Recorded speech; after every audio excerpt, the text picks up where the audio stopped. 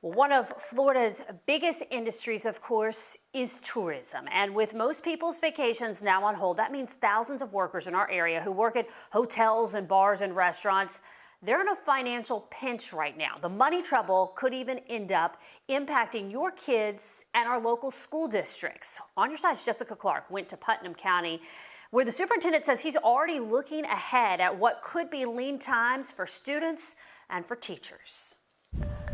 The fewer the tourists in Florida, the fewer the dollars for education in the Sunshine State. That's the correlation Putnam County School Superintendent Rick Surrency is making. We are now looking towards next year. What's next year going to look like? Surrency says COVID-19 will have lasting impacts long after homeschooling.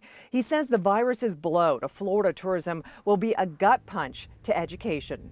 Anytime you have an interruption in the tourism, we're going to feel it through the lack of sales tax, and that's going to impact the schools' funding. Sales tax makes up about 80% of Florida's general revenue, which funds services like education.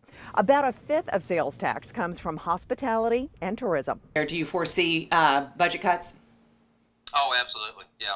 According to Visit Florida, the state's tourism agency, since March, hotel revenue has plummeted compared to last year during the same time period. Hotel revenue is down nearly $2 billion, billion with a B, compared to last year's March and April.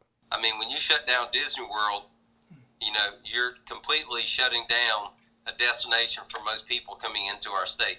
So I think we're going to see an unprecedented amount of cuts. St. Johns County's Tourism Bureau director says this virus has hurt local businesses more than the recession. We're now in the midst of the worst situation in terms of occupancy and rates that we've ever seen. We need to plan on as if we're not getting any additional money.